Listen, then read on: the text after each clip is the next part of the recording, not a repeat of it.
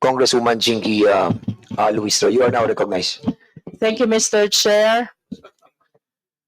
Yun pong sagot ng CICC to be specific, is quite alarming because it might encourage people to keep on sharing because it has no accountability. So I hope later we can cite the legal basis which support the statement that sharing a fake news or a malinformation does not carry with it a liability with respect to the sharer.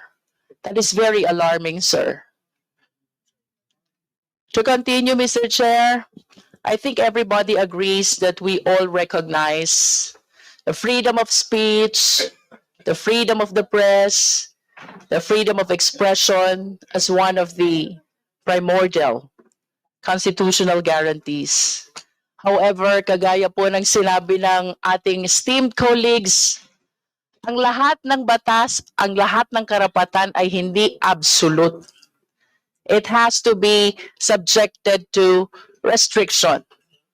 And as I was listening to our hearing today, since this morning, I can already conceive the magnitude of the danger, the problem that we are facing right now.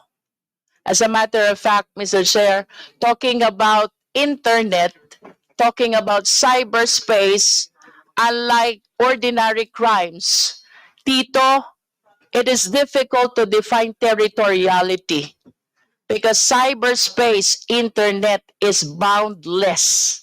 And that is the challenge, the biggest challenge that we are facing right now. As a matter of fact, I wish to share one perfect illustration. Nakakatawa po kasi dumaan din sa news feed ko in one of the social platforms. Through AI, biglang nag-kiss ang former president at ang former senator, Laila De Lima. And I hope some of you were able to view that also. Pag uwi ko po ng Batangas, at sabi nung magtataho, who's living in a very remote area, bati na pala si Duterte at si De Lima. So, that's how they influence people in the grassroots. And the question is, how do we correct the effect of wrong information? What if this wrong or fake information pertains to matters of national security? Ayaw nating mag-engage ng war, but because of fake news, somebody triggered and initiated some of us to engage in an activity which we have been really opposing and avoiding. Mr. Chair, amid all the challenges that everybody is presenting in today's hearing, I think everybody will agree that time is of the essence. Napapanahon na po for all of us to address the proliferation of fake news. It affects not only our personal interest, it could also affect national interest and even world's interest. With that, Mr. Chair, I have questions for DICT, and I wish I could get a very clear answer.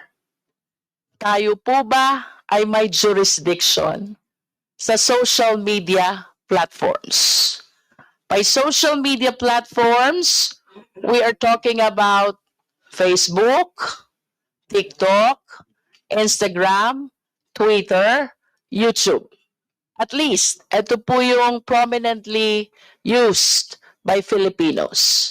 May jurisdiction po ba ang Philippine courts over social media platform?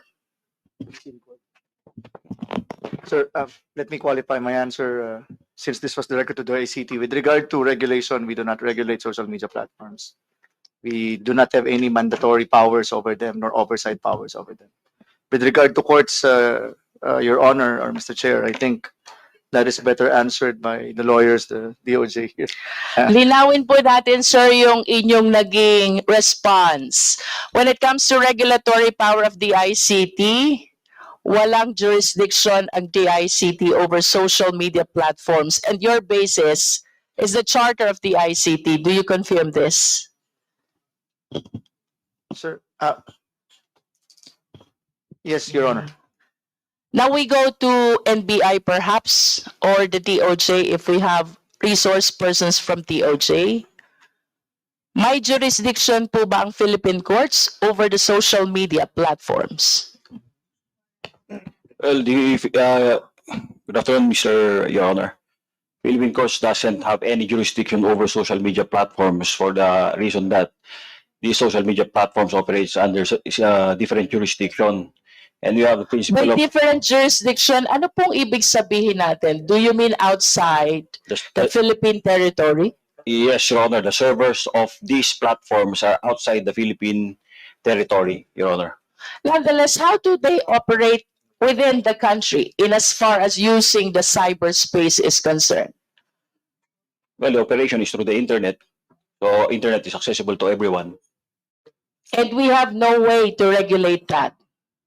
I think the regulation should be better addressed by the DICT who has jurisdiction over matters of telecommunications.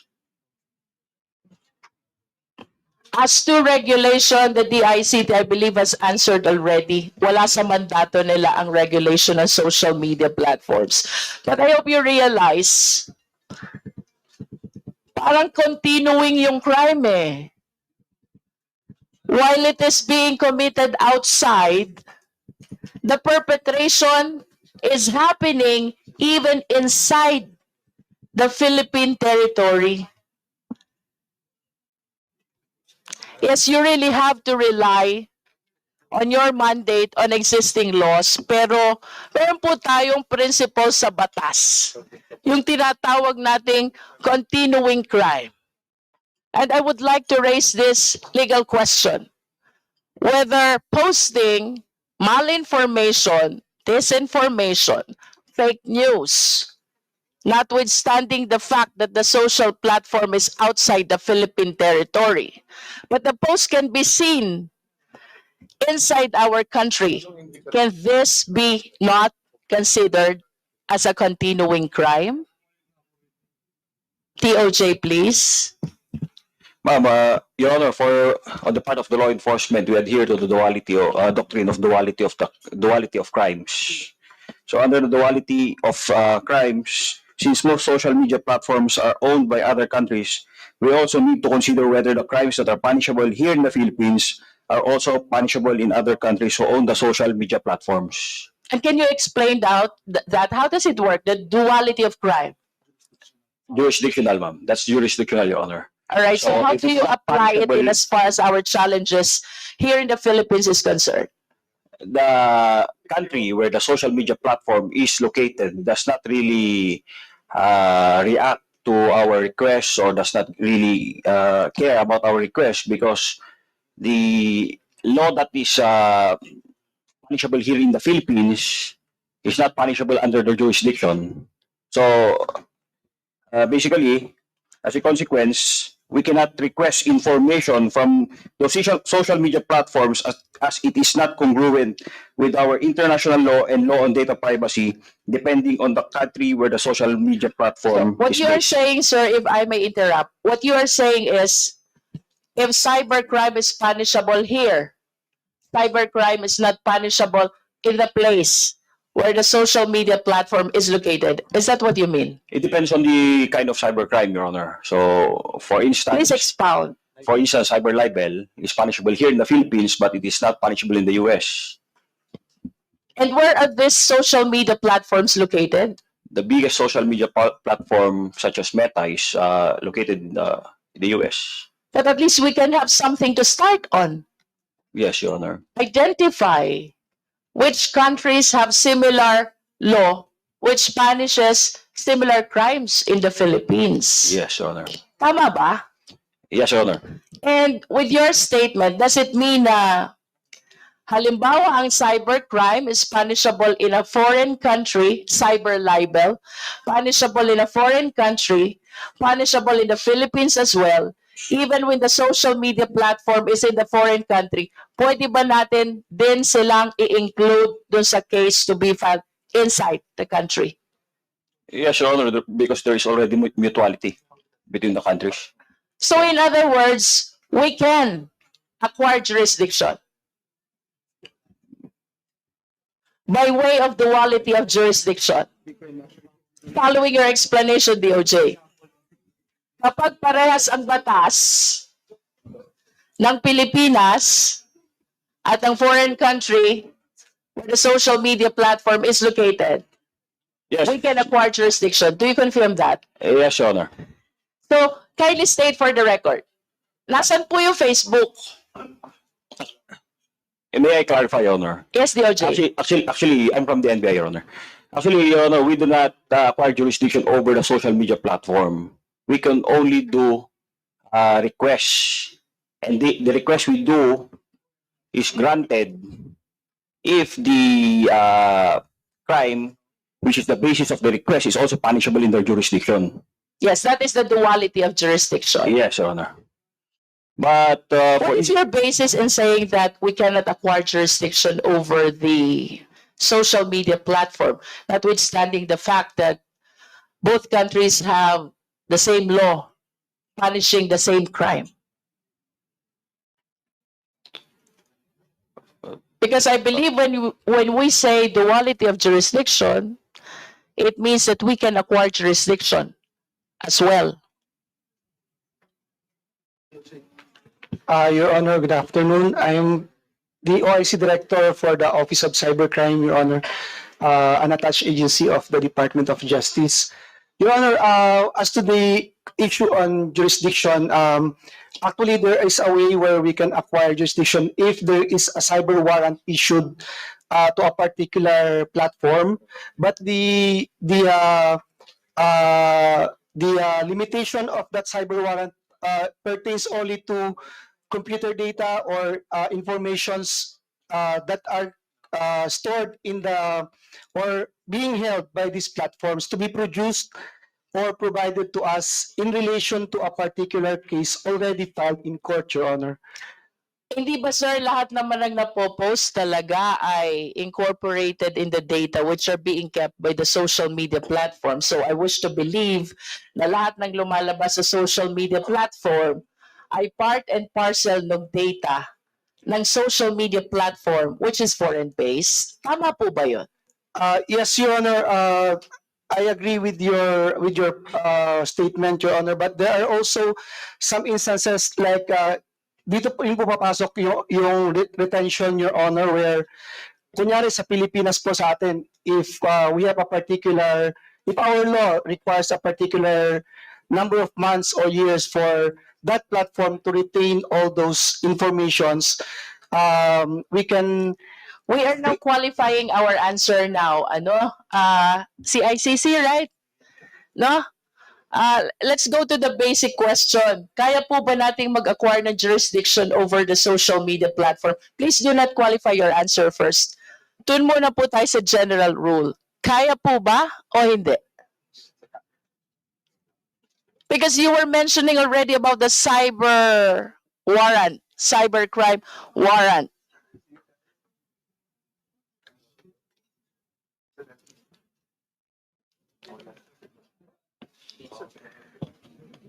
Your Honor, that's a very difficult question. Kasi crimes are jurisdiction. The definition of whether an act is a crime or not is jurisdictional. I understand. So, without qualifying, Pero maybe we kanina, can write a position paper on this. Your kanina Honor. you were discussing already about the duality of jurisdiction doctrine, and I humbly submit that with that doctrine, I think there's a possibility for us to acquire jurisdiction over social media platform. Your Honor, may I also, in addition to what was stated by Yusek Jeffrey, there is also a matter, Your Honor, or a question if the social media platform actively participated in a perpetration of a crime. So kung actively participatory po siya, this If I may interrupt, sir. Yep. Cybercrime law, to distinguish it from the crimes defined under the revised penal code, is considered as a special law. Do you agree? O, di ba? That's where the distinction lies between mala inse and mala prohibita. And when we speak about mala prohibita, what does it say? We do not care about malice. The only question is whether the crime is committed or otherwise. Tama po ba yun? yes, Your Honor, we totally agree with that, Your Honor. Yes, but you were discussing about knowledge, about participation in the perpetration of the cyber libel or cybercrime. Parang medyo contradictory po yun dun sa konteksto ng mala prohibita or malum prohibitum.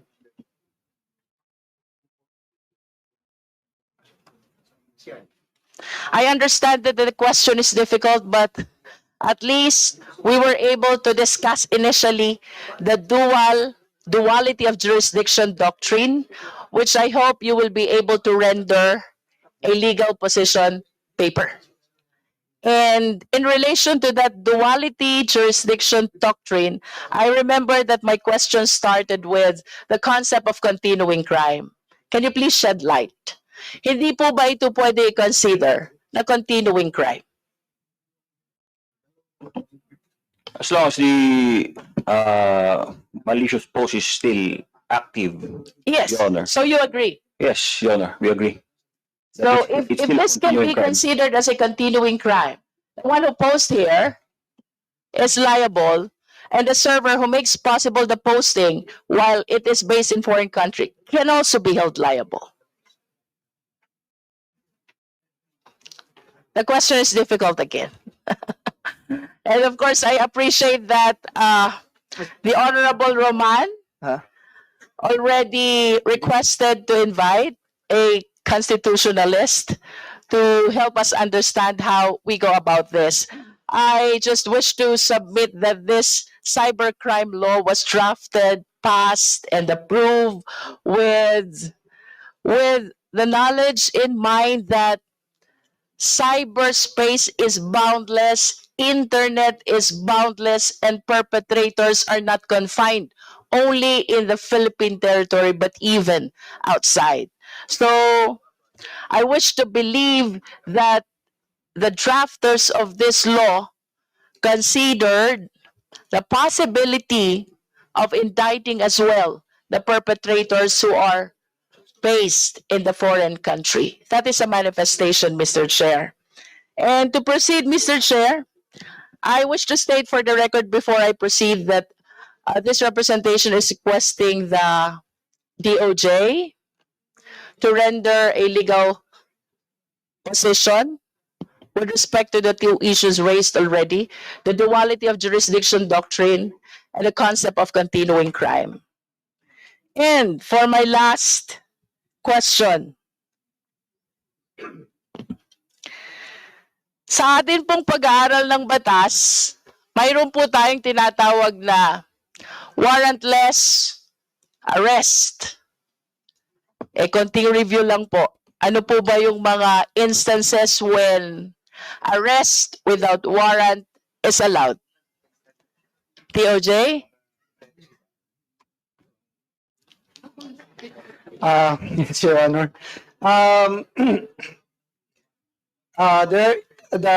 In the rules of court, Your Honor, the instances that warrants a warrantless arrest, Your Honor, is if a particular crime is being committed and the police officer has actual knowledge of or actual knowledge of the perpetration of the crime, Your Honor, the law enforcement can actually conduct the arrest of the subject without the necessity of a warrant, Your Honor. TOJ, you will agree with me, we call it the doctrine of flagrante delicto. Yes, Your Honor. Yes. If a person is caught while committing a crime, he can be arrested even by a private citizen without need of a warrant. Yes, Your Honor. As a citizen arrest, Your Honor. Okay. Mayroon pong fake information, nakapost yung isang vlogger. Can it be considered as flagrante delicto? Yes or no? Yes, Your Honor. Yes. For as long as the fake news is still posted. The one who posted it is in flagrante delicto. So the question now to the law enforcement, can we effect an immediate arrest, considering that the one who posted is caught in flagrante delicto?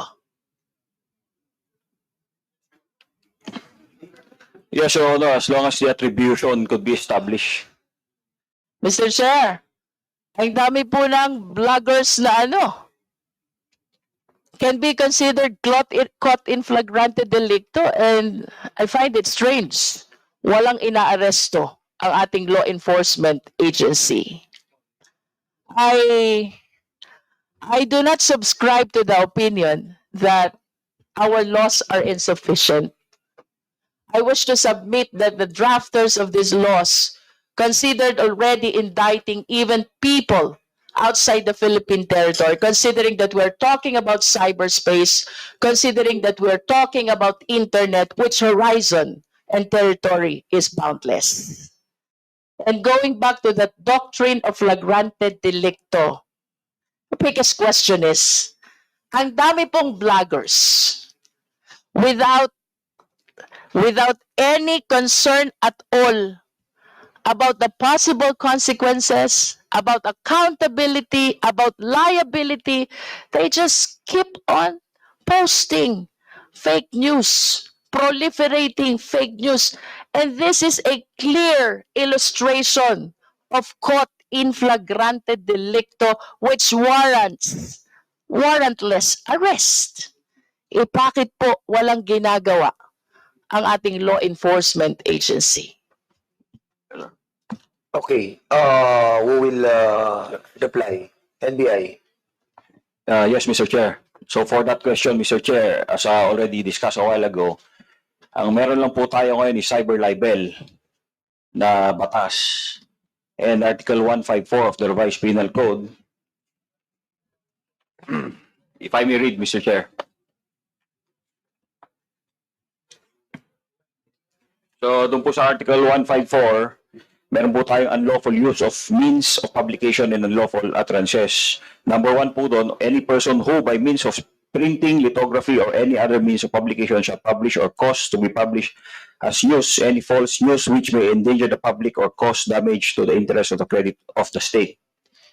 Yun lang po ang dalawang batas na pwede natin gamitin if we conduct a law enforcement operation or file of case. But the problem is, this case is a personal crime. Kailangan po may private complainant po na magrereklamo and it will be the basis for the arrest. Sir, I wish to go back to the concept of flagrante delicto. Doon po ba sa flagrante delicto, naghihintay ho ba ang police ng complainant? I don't think so.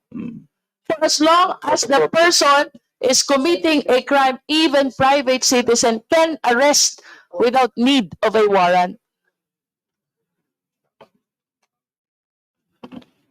Mr. Chair, I believe that the questions is quite legally debatable already. So I would appreciate listening on the next hearing to our invited constitutionalist. I conclude, Mr. Chair. Thank you so much, Congresswoman Luistro.